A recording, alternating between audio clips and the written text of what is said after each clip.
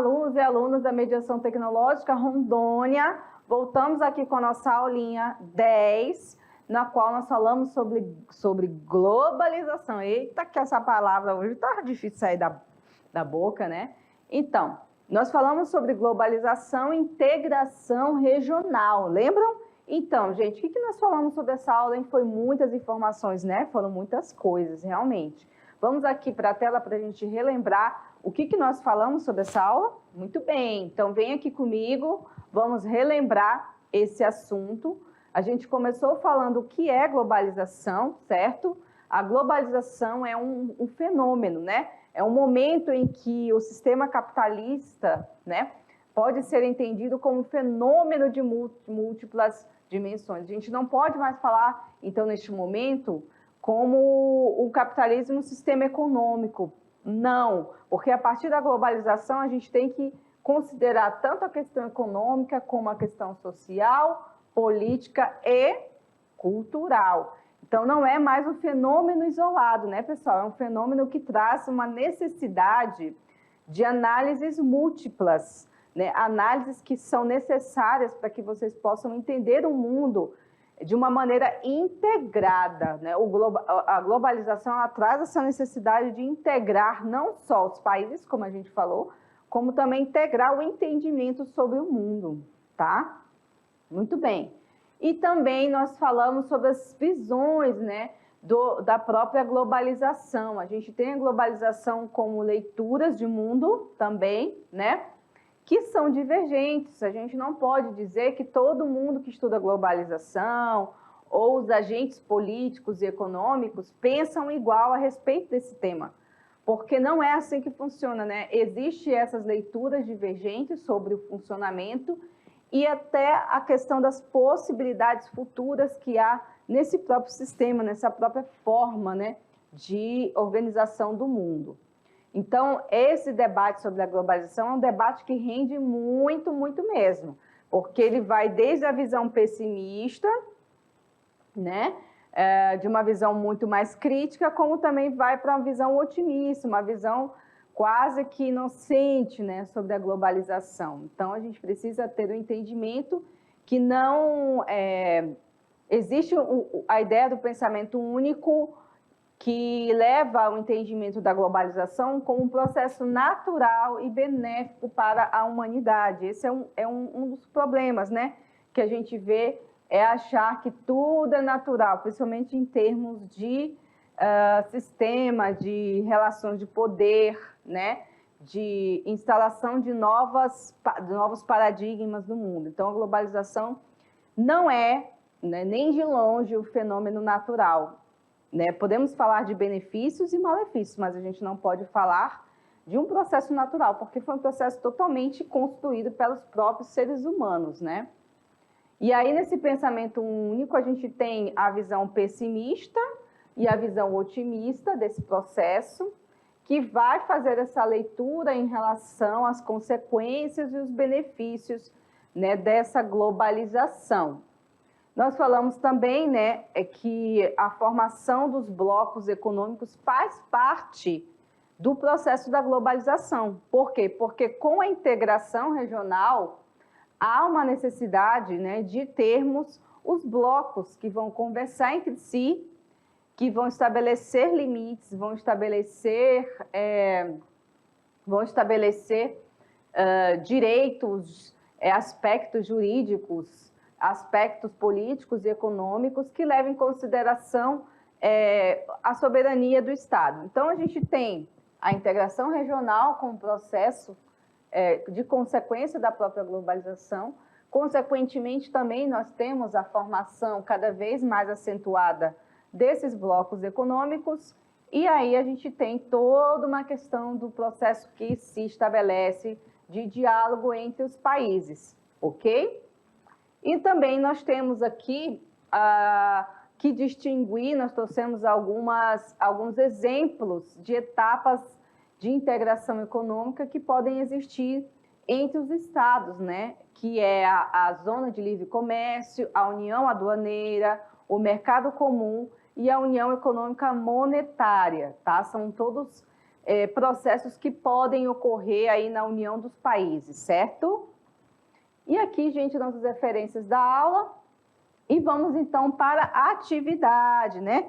Vamos fazer essa atividadezinha aí sobre esse tema e a gente volta daqui a pouquinho para a correção desse conteúdo e também mais comentários sobre a aula de hoje, tá certo? Então, enquanto você já.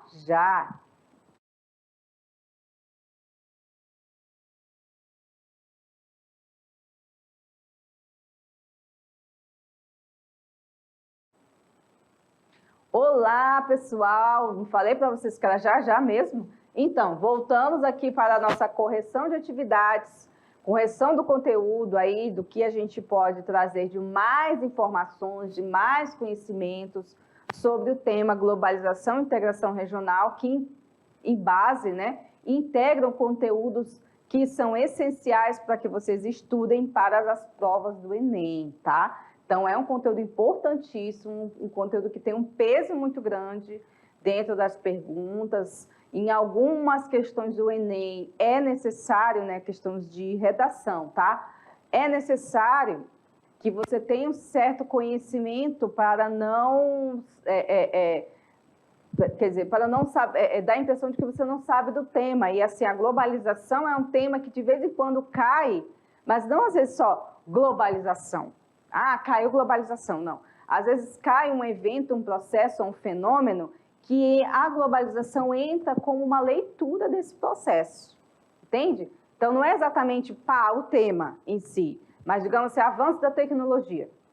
Tá, caiu esse tema. Não tem a ver um pouco também com o processo de globalização? Tem, né? Então, quando você vai falar sobre avanço da tecnologia, você, de certa forma, vai ter que trazer esse diálogo da globalização para essa conversa, para essa narrativa. Então, é importante que vocês possam ter essa leitura geral da globalização para poder saber construir esses argumentos. Para falar, por exemplo, tecnologia, indústria de massa, a gente vai ter uma aula sobre isso, né? Violência. Eu não falei dos aspectos negativos da globalização, mas a violência é um deles. Tráfico internacional de drogas, influência de países, espionagem. Né? É um tema que cai muito também nesse aspecto da globalização. Então, tem várias coisas que podem ser faladas aí. Infelizmente, em 40 minutos não dá tempo, mas a gente teria aí muito assunto para falar sobre esse aspecto, né? Então, vamos aqui para a correção e aí a gente traz também mais um pouquinho de informação para vocês, tá bom?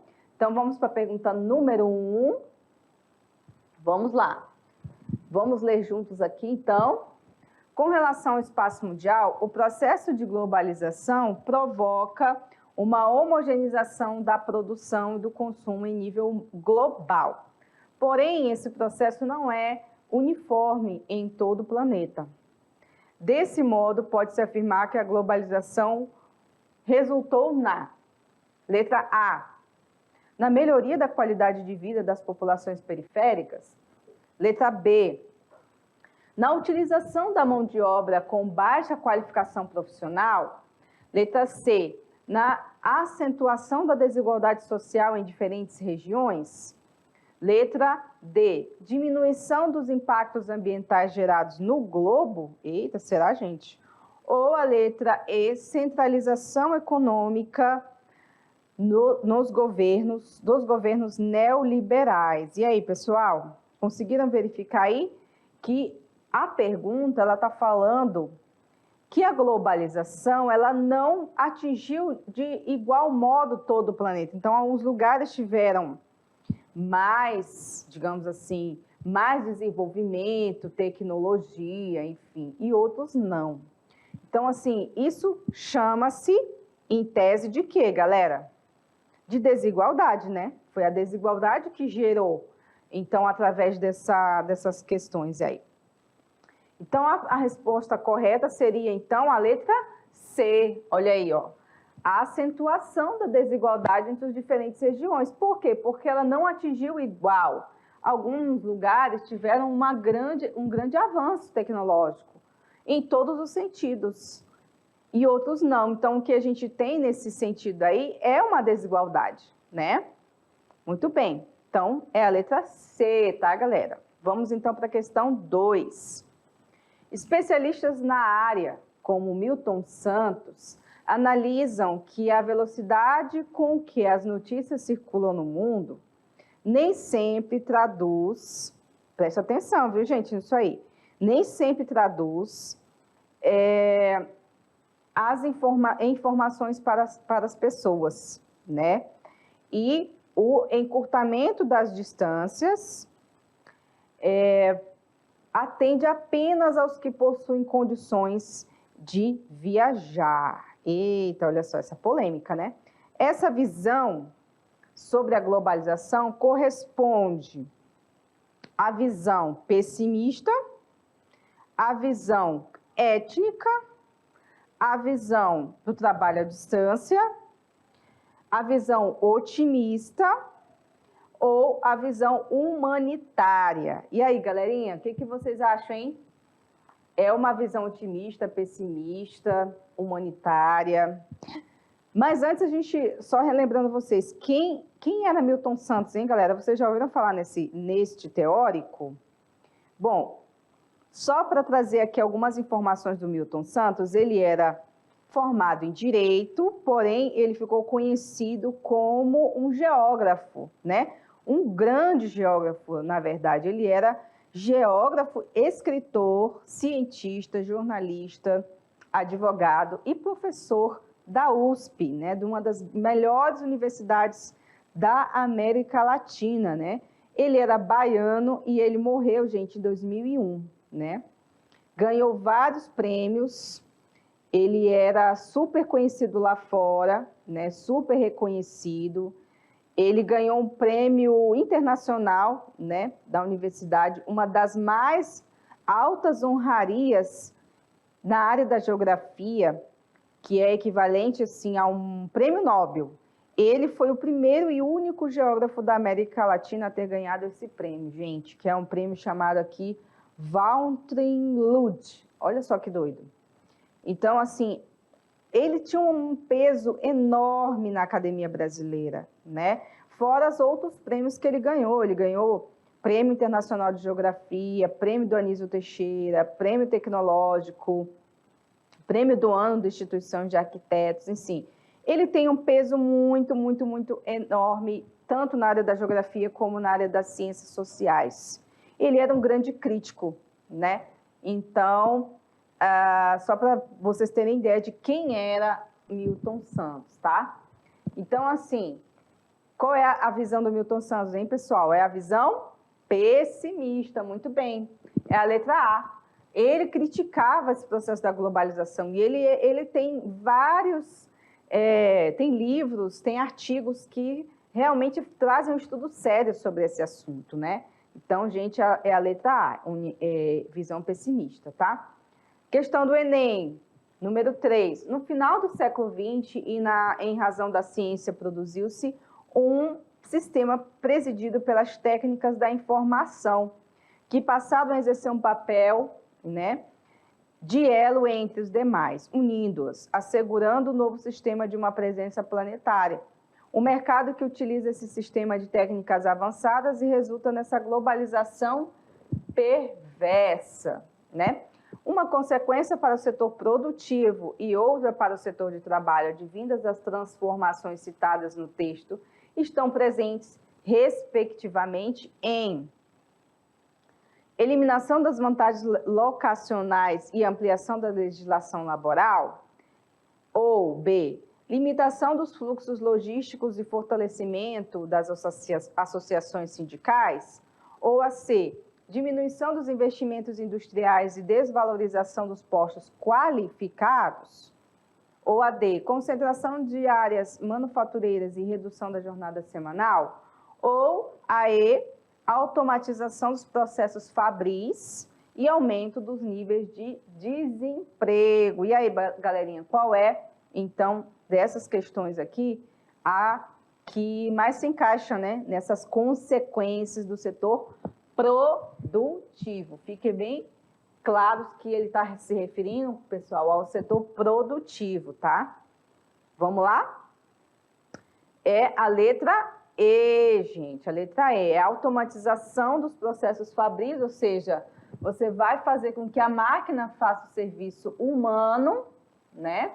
Aí a gente tem vários já, o pessoal empolgado, né, com isso, com esse avanço da tecnologia aí dos sistemas da Tesla, né? É lindo, mas você já parou para pensar que vai tirar milhões e milhões de empregos? E aonde vai alocar essas pessoas, gente? Né? Olha só que interessante pensar do outro lado da moeda, né? E aí, por outro lado, o aumento dos níveis de desemprego. Quanto mais a tecnologia se avança, menos emprego vai ter. Ou então, esses empregos que vão ter são empregos altamente... que vão ter uma necessidade muito grande de uma mão de obra qualificada. E aí? A gente está qualificando as pessoas para isso? Para essa nova realidade, para esse novo mundo, para esse novo normal? Né? Não é isso que a gente tem que pensar? Então, gente, por isso nós temos que analisar a globalização não com um elemento fantasioso e bonito, mas também com um elemento crítico, né? Então, vamos para a última pergunta do dia. Indique alguns exemplos de blocos econômicos da atualidade. Então, vamos trazer aqui alguns que a gente traz para vocês, que é o Mercosul, que é o mercado comum do Sul, né? O mercado dos países da América do Sul, a união desses países. Nós temos a UE, União Europeia, que todo mundo praticamente já conhece, porque é super falada, mas temos outras, né? Nós temos a APEC, que é a Cooperação Econômica da Ásia e do Pacífico, tá? Esse aqui é bem interessante também. E temos o NAFTA, que é o Tratado Norte-Americano de Livre Comércio. Então, aí, ó, gente, alguns blocos que se formaram para buscar soluções, iniciativas para melhorar as suas economias, né? Claro que a gente tem diversas críticas, tá? Alguns desses blocos aí trazem críticas de todo lado, né? Do lado político, lado ideológico, mas estão aí, né, gente? O mundo é feito disso, o mundo é feito de conflitos, de críticas, de lados opostos, e por aí as coisas vão seguindo seu fluxo, não é mesmo? Então, gente, chegamos ao final dessa aula, espero que vocês tenham gostado e curtido esse assunto da globalização e que a gente consiga aí avançar no nosso aprendizado da sociologia, tá certo? Aguardo vocês, então, na aula 11. Até mais e bons estudos. Tchau, tchau.